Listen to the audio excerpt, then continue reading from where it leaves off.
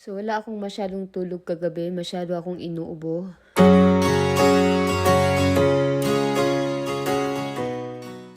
So, Sunday ngayon dito mga Lods. So, masyado akong inuubo kagabi kaya hindi ako nakatulog. So, maaga akong nagising, no? So, lahat ng tao dito sa bahay, mga anak ko, tsaka yung asawa ko, tulog pa sila mga bandang alas 6 ng umaga.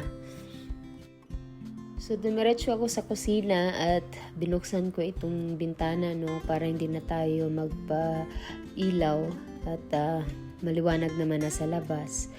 At tsaka napag-isipan ko na bumaba doon sa laundry namin kasi nga meron akong binabad na mga labahan nung kahapon kasi puti yun, kaya binabad ko muna siya doon sa washing machine. Kaya sabi ko, bago ako magkape, i-ano ko muna siya para while nagkakape ako, naglalaba naman doon sa baba. So, pag nanay talaga tayo, no, dami nating gawain lalo sa umaga. Maglalaba, may magluto, ganyan. Sunday naman ngayon, buti na lang. At wala pang pasok. Kaya, pwede namang mamaya na tayo mag-prepare ng mga breakfast. So, inuna ko muna itong labahan. So, para mentras haba pa ng araw, no, matuyo pa siya. Kaya nilaban ko muna siya. At saka nadaanan ko itong mga tanim namin dito sa baba, mga Lods, no. Ayan, madami na pala sila. Yung sili, ayan yung kamote ko, marami na rin siyang dahon, no. Kasi dito, maulan, mainit. Medyo siya ngayon, maganda yung weather dito, climate dito ngayon. Summer tayo, kaya ganyan yung mga halaman natin. Winter naman, wala tayong mapapala dyan sa mga halaman, no. Kasi bihira lang yan na mabuhay. Pag akyat ko sa taas, gumising na pala si Jasper. Sabi ko, magkape muna kami. Hindi man siya siguro pa siya. Nagmuni-muni muna siya. Ganyan man yan, no? Minsan, pagising natin, magmuni-muni muna tayo. Kaya ayan, nagtimpla muna ako ng kape para mainitan yung tiyan, no? Tsaka kahapon pala, nagluto ako ng cassava cake or cassava pudding. Ayan, para pang snacks or pang merienda. Kaya ayan, inano ko kasi mga bata hindi mas mahilig ng ganyan, mga Lods. Ako lang talaga yung mahilig sa mga ganyan. At saka si Jasper di rin masyadong mahilig yan. At saka itong puto bigas. Binili namin yan, may mga Pilipino kasi dito, kaibigan natin, kababayan, nagbebenta din sila ng mga kakanin. Kaya ayan, favorite ko din kasi yung puto bigas. At yun, sabi ko doon kami sa labas para naman makalanghap ng preskong hangin, no? Kasi itong bahay namin masyadong yung parang close pa masyado. Kaya sabi ko labas-labas mong minsan para pakalanghap ng preskong hangin. Tsaka dito naman kasi, mga Lods, napaka-peaceful.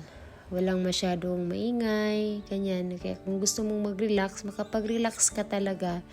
Kasi nga meron ka mang mga kapitbahay, pero nandun lang din sila sa loob ng bahay nila.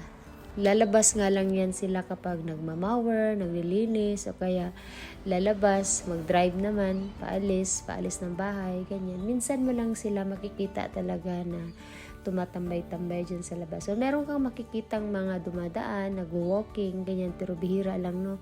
Iilan lang. Napaka-peaceful. Kaya, ayan, sabi ko, dito muna tayo sa labas. Kasi matagal na rin akong hindi nakatambay-tambay dito sa labas. Mahirap kasi kapag yung trabaho natin pang gabi. Kasi pag araw, natutulog tayo. Kaya, ganun. Ngayon lang ako ulit nakapag tambay-tambay dito sa labas, mga Lods. Day off na, pag nag-day off. So, ayan, hapon na naman yan. Kaya ito si Lavi, hindi nga kami nakaalis buong araw, no? Dito lang talaga kami sa bahay. Kaya si Lavi, naligo na siya. Kasi sabi ko, maligo ka na. Kasi dito, mga Lods, gabi kalimitan naliligo yung mga tao. Yung bago matulog, naliligo. Pag sa araw, parang di man naliligo yung mga tao dito.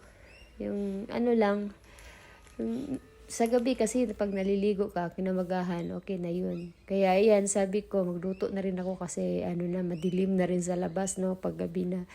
Kaya sabi ko, wala man akong lulutuin.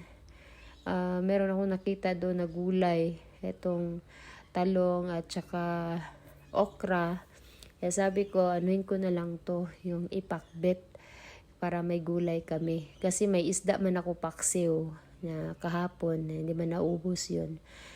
Tsaka magulay na lang din ako para itong mga bata, paminsan-minsan makakain din sila ng gulay. No? I know hindi masyadong kumakain yan sila ng mga ganyan, pero kaya pilitin talaga natin kasi masustansya naman yan. Kana iyan, niluto ko yan siya sa kunti lang naman yung natin alamang. Kasi naubusan din tayo, kaya konti lang din yung nilagay ko. Pang lang talaga siya. Good for 4 person. Pero, ayan, pwede naman na yan. Pareho lang yan mga lods, no? At yun, madali lang yan lutuin. Pagkatapos niyan, hapunan na agad kami. Kasi late na, mga bandang 7:30. Yan lang for today's video mga lods. At see you next video. Salamat sa paglantaw.